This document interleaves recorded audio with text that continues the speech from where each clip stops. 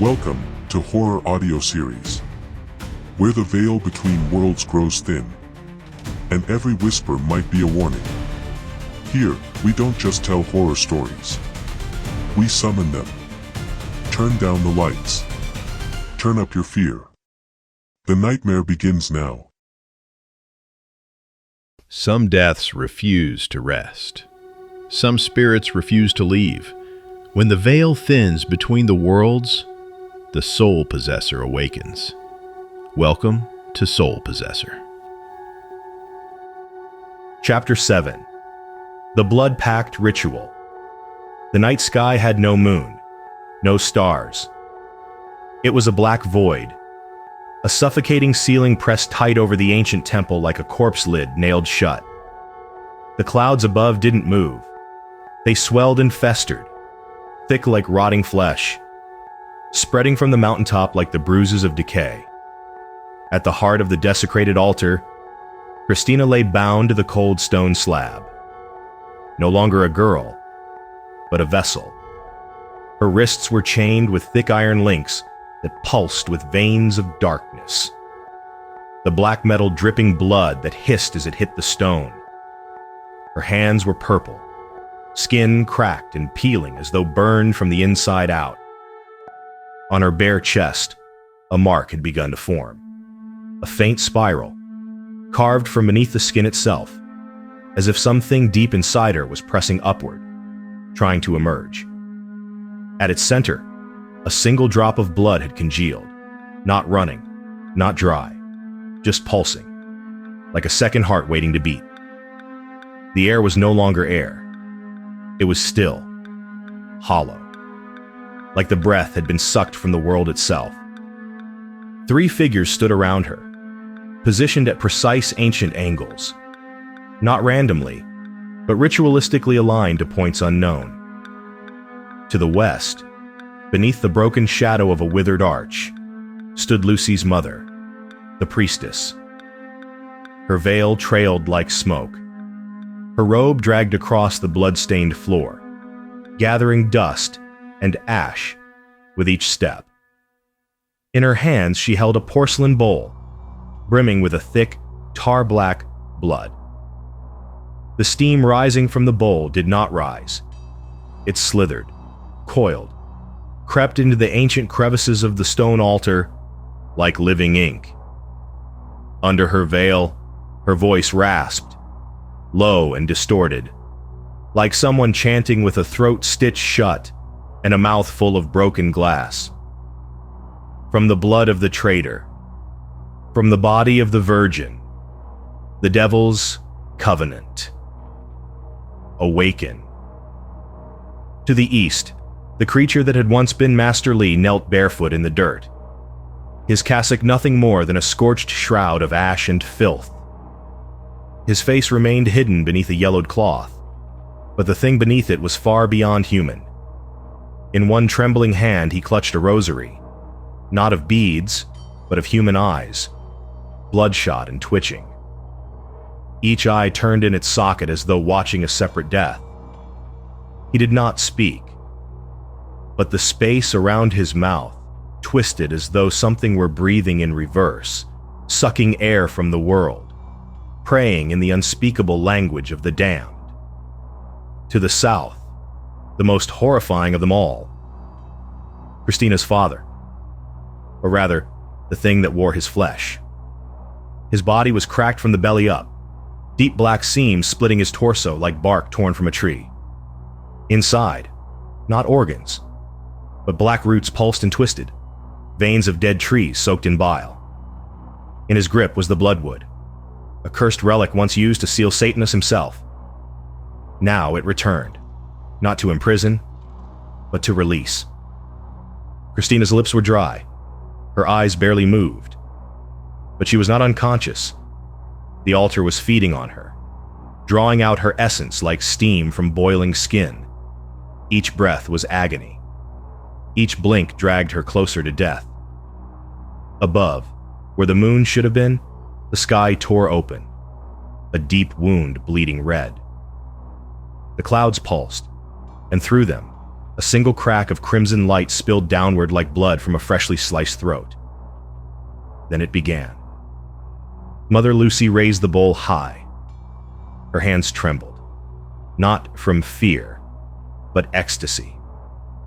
As she tilted it forward, the thick blood spilled in slow globs onto Christina's forehead, running down the sides of her face, hot as wax. As the first drop touched the spiral mark, the altar responded. A black pillar of light erupted from the spiral on her chest. Not bright, but hungry. It sucked all warmth from the surrounding space. The ground groaned. The trees bent backward. The animals in the forest dropped dead without a sound. A white fox turned to smoke mid-sprint. Birds fell from their nests like stones, their unborn eggs splitting and bleeding across the leaves. Christina twitched. Something cold was moving inside her, crawling into her veins. A slow, pulsing pressure rising from her womb to her throat, like the cramps of death giving birth. She arched her back. Her eyes rolled into her skull. She did not scream. Couldn't scream. But her body shivered violently as invisible hands closed around her spine, digging into the marrow, pulling it apart strand by strand. The ancient carvings beneath her glowed, not golden, not holy, but wet and red like a wound kept open too long. The spiral beneath her back began to churn. Blood soaked into every line, linking her veins to the earth as though she were becoming one with it. Then came the chanting. Louder now. A chorus of 1,000 voices, not living ones. Voices full of dust, buried under centuries of stone. The chants rose with the wind, each word slithering across the surface of the altar like worms on flesh. The messenger has led the way. The chosen has paved the way. The last body has been sacrificial. The demon covenant, to save the soul. The wind stopped. The trees stopped. The light bent. Christina's pupils dilated into endless spirals. Her mouth opened, and a strange sound leaked out. Not a scream, but a gasping inhalation, as though the air itself were being consumed. The bloodwood burned. Her father approached, but his feet did not touch the ground. He glided as if his body were a puppet drawn forward by the will of something far beneath the earth. He lowered the bloodwood, placing it carefully upon her chest. It pulsed once. Christina's blood absorbed it like thirsty roots drinking from a poisoned well. Her back arched. Her mouth fell open. Her jaw dislocated. And Satanas stirred. The stone beneath the altar trembled. Softly at first, then with a sickening rhythm, as if the entire mountain were pulsing like a heartbeat from something buried deep below. A crack formed beneath Christina, spreading outward in a perfect spiral. Layer by layer, the ground split apart like the belly of a beast, and from it rose not flame, but whispers. They weren't screams. Screams would have been merciful. These were voices that crawled up from the earth, like fingernails against flesh. Soft, intimate, full of venomous longing. I have waited. Christina. The altar creaked. The stone cracked beneath her back.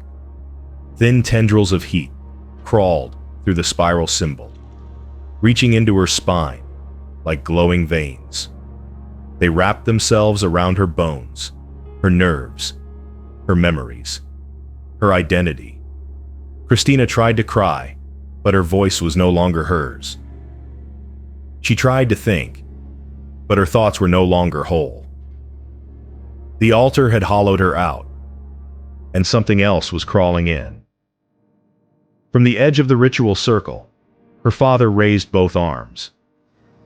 His skin had peeled at the seams, revealing strands of black sinew that twisted like barbed roots. He began to chant, not aloud, but into the air itself. The language was older than language. It had no words, no form, only sensation. Each syllable struck Christina like a shard of ice driven through her nerves. Her spine cracked. The sky split with it. A great purple gash ripped across the heavens, jagged like the backbone of some titanic corpse.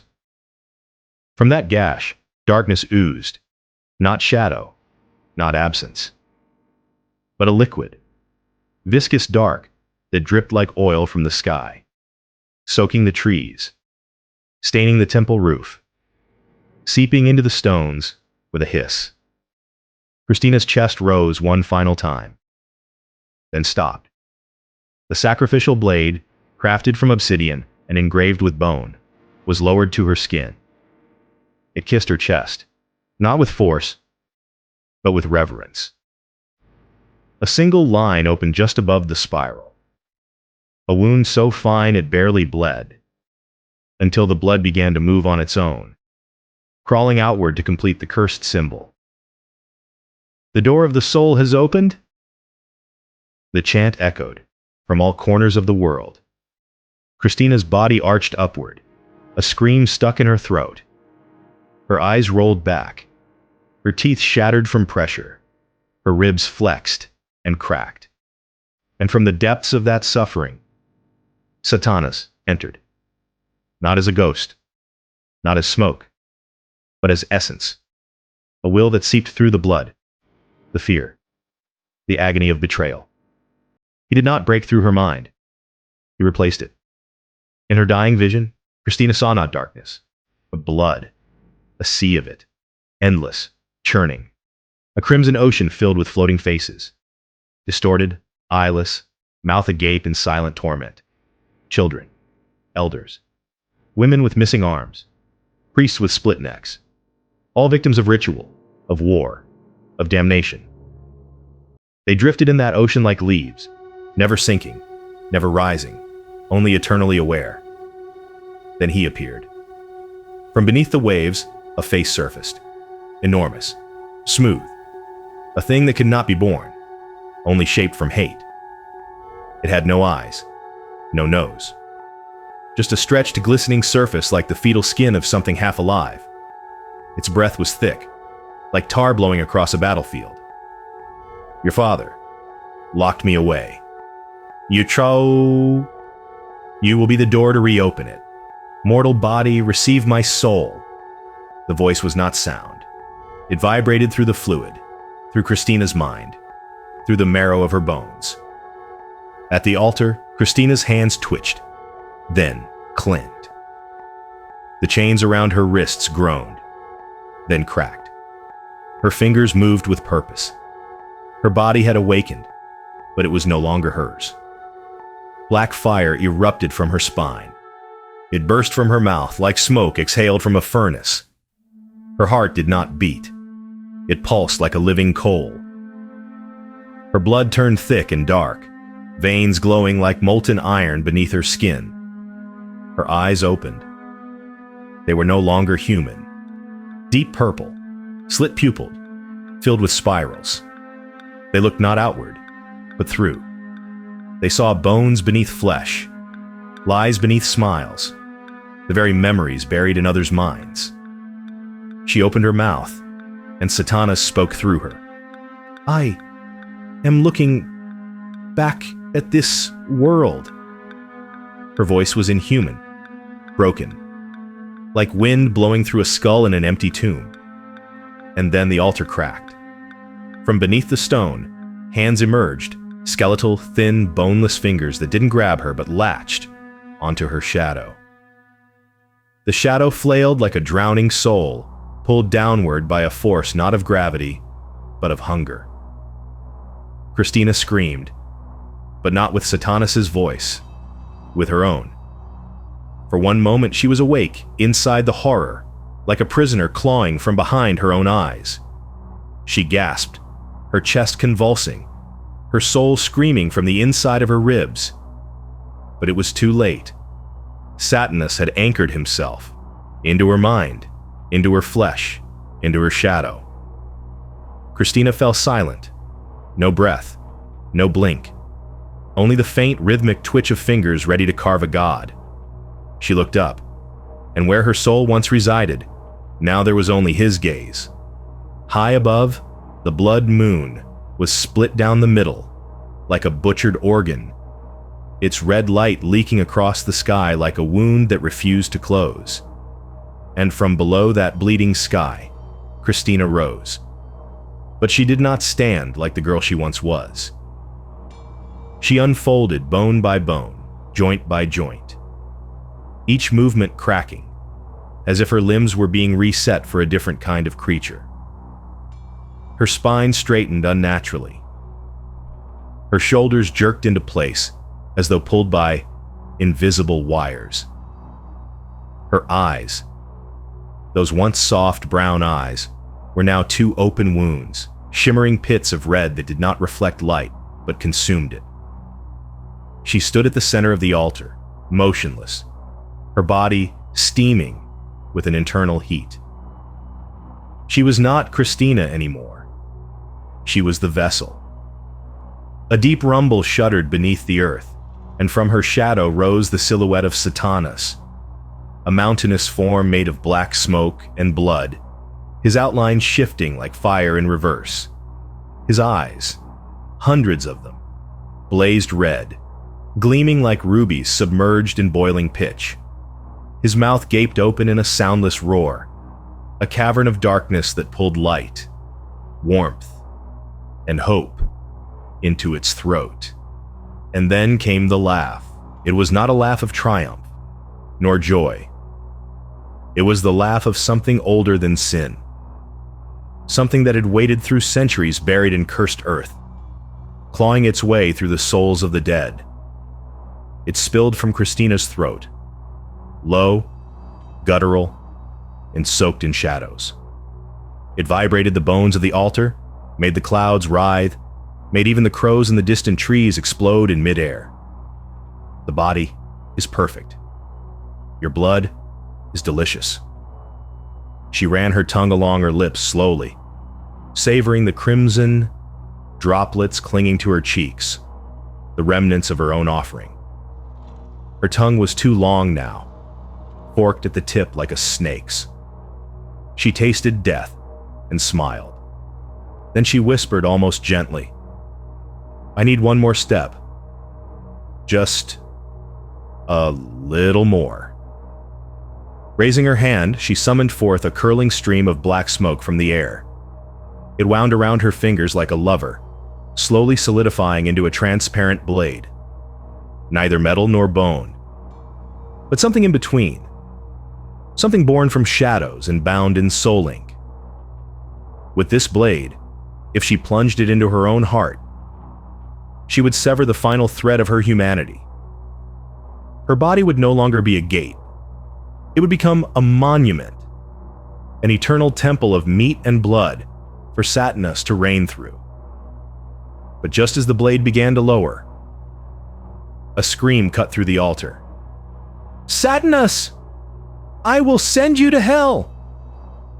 From the corner of the circle, staggering like a broken specter, came Lucy's mother, the priestess, her funeral robes soaked in dried blood and ash, the red silk veil hanging from her face like a burial shroud melting in fire. In her hand, pressed tight as if fused to her flesh, was the blood spell. The ancient talisman drawn from Christina's own blood, its ink dark and thick as coagulated memory.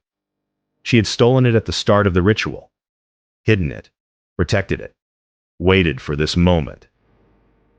She stepped into the spiral. Each footfall burned her, the blood symbols on the ground glowing like red-hot iron. But she did not hesitate. She pressed the talisman directly onto Christina's forehead. A sound exploded, like bone shattering in a furnace. Light did not shine. Instead, blood exploded in reverse, like it had been waiting inside the stone to be unleashed. It washed across the altar, peeling ash from the air, sucking the wind inward like the gasp before a scream. Christina froze. Her red eyes flickered. Her arms trembled. The blade in her hand pulsed. For the first time, Satanas faltered. She stood suspended between worlds, her veins caught between two tides, one pulling her toward the infernal dominion, the other anchoring her in her own flesh, her own memories, the smell of her mother's hair, the warmth of the herbal tea. Lucy's hand, held tightly one rainy day. Christina screamed. This time not the voice of a demon, but the voice of a girl being set on fire from the inside out. Her eyes poured blood. Her spine arched. Her heart pounded like a caged animal trying to escape. The spell burned on her forehead, its runes glowing with painful clarity, pulsing with ancestral fury. But then, a tearing sound. Dry. Final. The spell ripped apart. Its paper curled and blackened, then crumbled into red dust. Satanas broke it. Without hesitation. Christina blinked, and her gaze went dead. She turned to Lucy's mother, lifted her hand. Didn't even touch her. The wind obeyed her. It slammed into the priestess's chest, turning her organs inside out. There was no blade, no fire, only the force of annihilation. Her belly folded inward, bones cracking like wet sticks, and her body was flung backward like a puppet cut from its strings. She crashed against the cliff wall behind the altar. Her ribs broke. Her skull cracked. Her limbs hung limp. Blood streamed from every opening, but her eyes still looked at Christina. Don't be afraid. But Christina no longer heard her. She stood as still as a monument, her face expressionless. Her shadow towered, no longer human.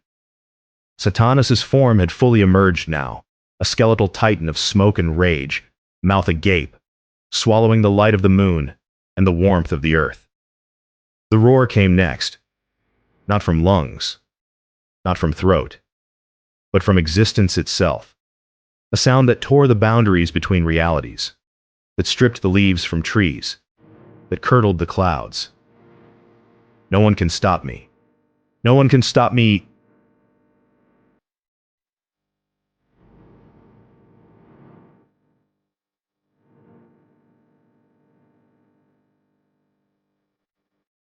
The scream rattled the forest, shook the bones of the mountain, and poured dread into the roots of the earth like black ink into veins.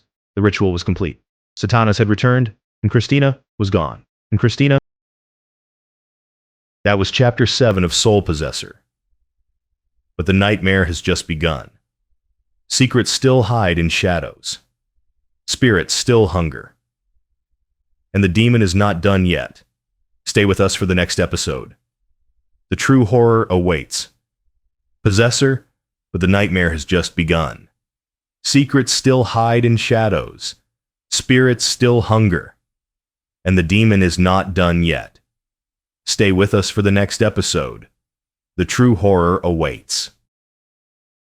Thank you for listening to Horror Audio Series. If the silence feels heavier tonight, if the darkness lingers longer than usual, you've already opened the door. And something may have followed you through. Don't forget to subscribe.